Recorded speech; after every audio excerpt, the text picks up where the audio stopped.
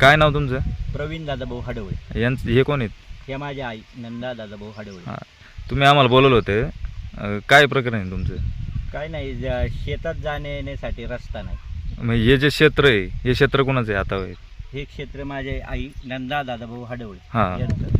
हां. राजुरी वावळा या ठिकाणी 2277 गट नंबर येथे 57 म्हणजे 58 गुंठे थोडक्यात क्षेत्र असून यामध्ये 10 ते 15 वर्ष आमची जमीन अशीच पडीक असून येण्या जाण्यासाठी रस्ताच उपलब्ध नाही आहे. या कारणास्तव आम्ही तुम्हाला या ठिकाणी बोलवले. हे आमचं क्षेत्र असून 10 ते 15 वर्ष झाले असेच पडीक आहे. का बरं पडीक? पडीक म्हणजे आम्हाला आहे ना, हा सर्वे बांध आहे. सर्वे बांधावर इथपर्यंत रस्ता आलेला आहे, पण तिथून पुढे आम्हाला येण्या जाण्यासाठी कुणी म्हणजे शेजारील शेतकरी जे असतील कुणी असो नाव न घेता का आम्हाला जो रस्ता आहे ते उपलब्ध करून देते नाही. आमची अडवणूक करतात या वावरात येण्या जाण्यासाठी.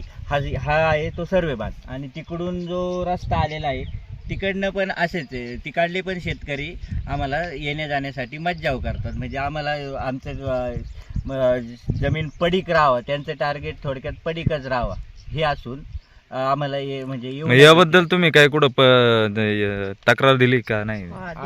आम्ही वेळोवेळी ग्रामपंचायत, महात्मा तंटामुक्ती अध्यक्ष, तहसील कार्यालय इथं वारंवार तक्रार देऊनही आमच्या अर्जाची कोणी दखल घेत नाही. ज्यावेळेस ग्रामपंचायतीची निवडणूक लागली जाते त्यावेळेस उमेदवार आपलं मतदान मागायला येतात. त्यावेळेस आपल्याला सांगतात की आम्ही तुमच्या वार्डातले सर्व प्रश्न सोडवू.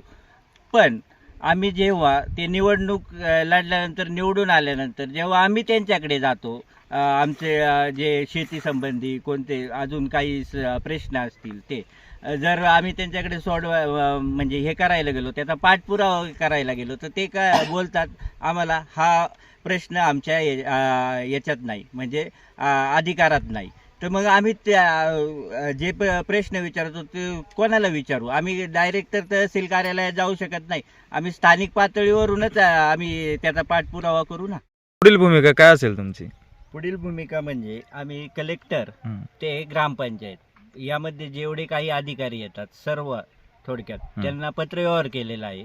पत्रव्यवहार केल्यानंतर आता आम्ही कशासाठी पत्रव्यवहार केला? आम्ही येत्या 23 तारखेपासून साखळी उपोषणास आम्ही ग्रामपंचायत राजुरी या ठिकाणी बसणार आहोत. कोण कोण बसणार आहे? मी, माझी आई, भाऊ व येथील ज्यांना ज्यांना शेत रस्ता नाही असे शेतकरी.